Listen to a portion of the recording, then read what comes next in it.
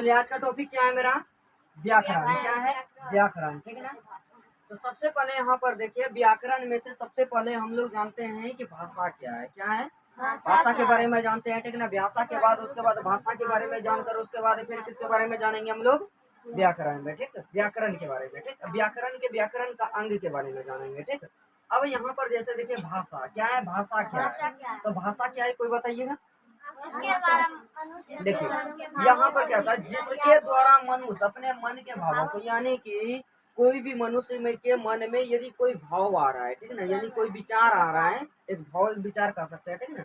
तो यदि कोई विचार आ रहा है तो या तो तीन माध्यम से उसको प्रकट कर सकते हैं, या तो लिख कर प्रकट सकते हैं प्रकट, या तो बोल कर, या तो एक संकेत के माध्यम से। लेकिन यहाँ पर मुख्य तौर पर यदि जो बोलते हैं तो किसके मतलब लिख कर या तो बोल कर, ये मुख्यतः दो तरह से बोलते बताते हैं, ठीक है ना। समझ में आ गया, प्रकट करते हैं। तो यहाँ पर जिसके द्वारा मनुष्य अपने मन के भावों को लिख कर या बोल कर दूसरों के सामने प्रकट करे, दूसरों पर प्रकट करे। समझ में आया, यानी कि हम बोल रहे हैं और दूसरे को बता रहे हैं, ठीक। समझ में आ गया। तो दूसरों के सामने यदि प्रकट कर रहे हैं तो उसे हम क्या कहते हैं, भाषा कहते हैं। क्या बोलते हैं?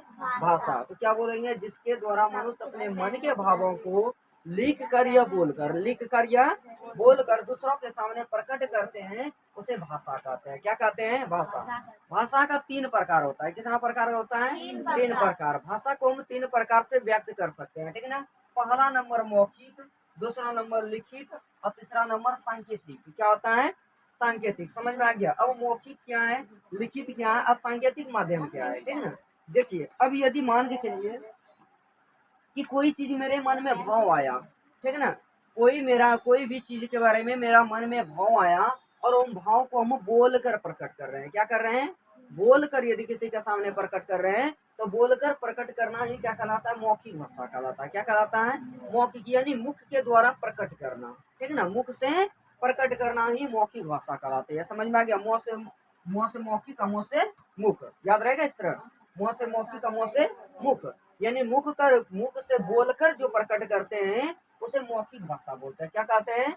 मौखिक भाषा। यदि कोई पूछेगा मौखिक भाषा क्या है तो क्या बताइएगा? तो यहाँ पर बताना है, जिसके द्वारा मनुष्य अपने मन के भावों को, यानी कि किसी भी मनुष्य के मन में कोई भी भाव आया, ठीक है ना, तो कोई भी भाव आया तो भाव को वो बोलकर प्रकट कर रहे हैं। किसको? बोलकर। जैसे कि मेरे मन में भाव आया ताजमहल, तो ताजमहल मेरे मन में भाव कुछ आया, ठीक है ना। अब क्या सोच रहे हैं हमको, आपको पता है?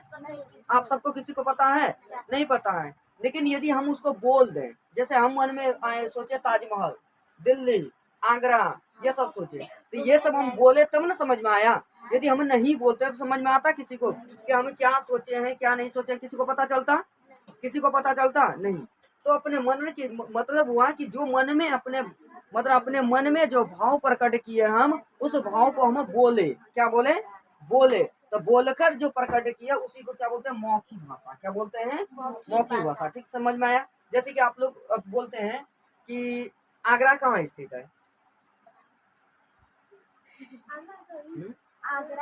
चलो आगरा में क्या स्थित है? ताजमहल। तो ताजमहल के द्वारा बताएं। झारखंड की राजधानी कहाँ है? रांची। कहाँ है? रांची है, ठीक है। बिहार की राजधानी कहाँ है? पटना है, ठीक है। भारत की राजधानी कहाँ है? नई दिल्ली है। तो ये सब कुछ तो मुख के द्वारा ही ना पता चल गया। समझ में आया। तो जो मुख के द्वारा ही प्रकट हो जाए और उसका मतलब मुख के द्वारा ही सारा सवाल या जवाब जो भी वो प्रकट हो जाए तो उसको क्या बोलते हैं? मौखिक भाषा। क्या बोलते हैं? मौखिक भाषा। समझ में आ गया। दूसरा क्या होता है? लिखित भाषा। क्या होता है? लिखित भाषा। अब लिखित भाषा किसे कहते हैं? यदि हम कोई मन में मेरा भाव आया और हम उसको लिख कर प्रकट किए, जैसे कि मेरा मन में कोई आया, इसको हम लिख दिए, तो लिख दिया तब ना पता चला कि हाँ मेरे मन में क्या आया था। समझ में आ गया। मेरे मन में कुछ आया, मान लीजिए अब मेरे मन में क्या आया पता है सबको? पता है नहीं।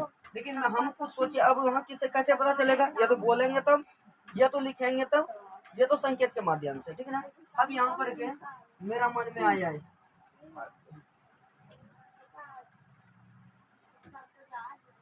ये आया मेरा मन, तो मैं लिखे तब ना पता चला आपको? लिखे तब ना पता चला। समझ में आ गया। तो यहाँ पर लिखित भाषा यदि कोई पूछेगा तो लिखित भाषा जिसके द्वारा मनुष्य अपने मन के भावों को लिख कर दूसरों पर प्रकट करते हो, यानी लिख के दूसरों पर प्रकट करते हो, तो उसे हम क्या बोलते हैं? लिखित भाषा कहते हैं। क्या कहते हैं? लिखित भाषा कहते हैं। समझ में आ गया? अब उसके बाद होता है एक सांकेतिक भाषा। देखिए अब क्या है? सांकेतिक भाषा। क्या है? सांकेतिक भाषा। तो सांकेतिक भाषा किसे कहते हैं? तो जिसके द्वारा मनुष्य अपने मन के भावों को संकेत के माध्यम से बताए, ठीक है ना। जैसे कि यहाँ पर हम ये जैसे आप लोगों को दिखा रहे हैं, अब यहाँ ना तो हम कुछ बोले और ना तो हम कुछ लिखे, लेकिन ऐसे दिखा रहे हैं। आप सब समझ रहे हैं कि मार्कर दिखा रहे हैं, ठीक है ना। तो संकेत हम दे रहे हैं ना, ये तो हम ऐसे इधर ऐसे कर रहे हैं, इसका मतलब क्या? इधर मतलब देखने बोल रहे हैं, तो संकेत के माध्यम से। समझ में आ गया? ये तो मान लीजिए कहीं कोई मतलब यात्रीगण आता है और कोई पूछता है उसका घर कौन सा है, तो इशारा से बता देते हैं, वो ऐसे बता देते हैं ना। तो इशारा से बताते तो वहाँ बोलते हैं कि यहाँ पर जाइए, इशारा से भी बता देते हैं, समझ जाता है वो कि हाँ वहाँ हमको जाने बोल रहा है। समझ में आ गया? तो उस तरह यदि हम कोई भी मन के मतलब कि मेरे मन में आए कोई भाव आया और भाव को हम किस तरह प्रकट करें? संकेत के माध्यम से। किसके माध्यम से? संकेत के माध्यम से यदि प्रकट करें तो उसे हम क्या बोलते हैं? सांकेतिक भाषा बोलते हैं। क्या बोलते हैं? सांकेतिक। तो क्या बोल रहा है? पढ़िए। जिसके द्वारा मनुष्य अपने मन के भावों को एक संकेत के माध्यम से प्रकट करते हुए सांकेतिक भाषा कहलाती है। समझ में आ गया? अब यहाँ देखिए, अब एक बार रिवीजन कर लेते हैं। मौखिक भाषा क्या है? तो जिसके द्वारा मनुष्य अपने मन के भावों को बोलकर दूसरों पर प्रकट करते हैं, मौखिक भाषा कहलाती है। समझ में आ गया? उसके बाद लिखित में जिसके द्वारा मनुष्य अपने मन के भावों को लिख कर दूसरों पर प्रकट करते हैं, लिखित भाषा कहलाती है। समझ में आ गया? समझ में आ गया? यानी यदि हम बोल कर प्रकट कर रहे हैं तो मौखिक, यदि लिख कर प्रकट कर रहे हैं तो लिखित, और यदि संकेत के माध्यम से कर रहे हैं तो सांकेतिक भाषा। समझ में आ गया? अब यहाँ देखिए, समझ में आ गया यहाँ तक ना? देखो भाषा जो होती है, अब भाषा का मतलब कि भाषा बनता कैसे है? किससे मिलकर बनी होती है भाषा? कोई बताइएगा, भाषा किससे मिलकर बनी होती है?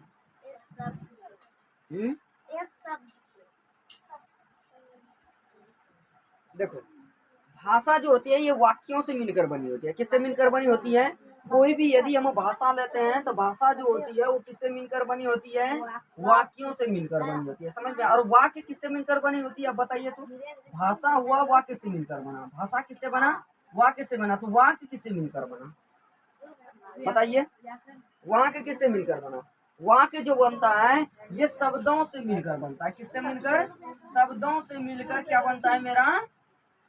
शब्दों से मिलकर क्या बनता है? वाक्य बनता है। जैसे कि हम यदि लेते हैं आगरा, तो आगरा नियत, यहाँ पर आगरा एक क्या हुआ? वाक्य।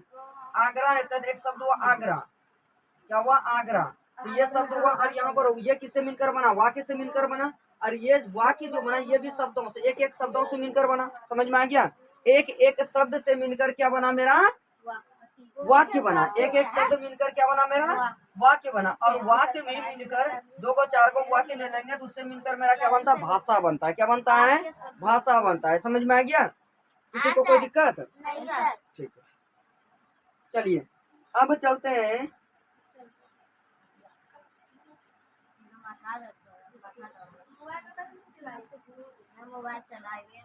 अरे शब्द कैसे बनता है? शब्द बताइएगा कोई। शब्द कैसे बनाया जाता है? शब्द कैसे बनता बताइए कोई।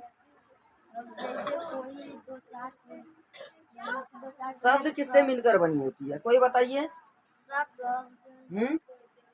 देखो शब्द जो होता है, अभी तुरंत बताइए ना। शब्द जो होता है ना, मतलब कि एक एक अक्षर से मिलकर बनी होती है। किससे मिलकर बनी होती है? अक्षरों के मेल से पैदा होती है। अक्षरों के मेल से जो मतलब एक से अधिक अक्षर मिलकर जो बनते हैं उसे शब्द कहते हैं। क्या कहते हैं? शब्द। यानी सीधे को बोल सकते हैं अक्षरों के मेल को शब्द कहते हैं। अक्षरों के मेल को शब्द कहते हैं। समझ में आ गया? किसी को कोई दिक्कत? किसी को कोई दिक्कत यहाँ तक में? चलिए अब किस पे आ गए? व्याकरण पे। किस पे? व्याकरण। भाषा समझ में आ गया सबको? भाषा उधर समझ में आ गया ना? चलिए अब व्याकरण पे आते हैं। अब व्याकरण क्या है बताइएगा कोई। व्याकरण बताइए। व्याकरण उस शास्त्र को कहते हैं जिसके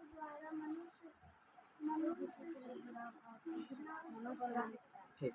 व्याकरण उस शास्त्र को कहते हैं जिसके पढ़ने से मनुष्य शब्दों की व्युत्पत्ति, क्या शब्दों की व्युत्पत्ति शुद्ध शुद्ध लिखना और बोलना सीखता है, उसे क्या कहते हैं, व्याकरण कहते हैं। बाद में उतारिएगा, अभी रखिए, यहाँ रखिए। तो व्याकरण उस शास्त्र को कहते हैं जिसके पढ़ने से मनुष्य शब्दों की व्युत्पत्ति शुद्ध शुद्ध लिखना और बोलना सीखता है, व्याकरण कहलाते हैं। समझ में आ गया? यानी कि कोई शब्द है और कोई शब्द की व्युत्पत्ति यदि हम उसको शुद्ध शुद्ध लिखना या तो बोलना सीख रहे हैं, तो लिखना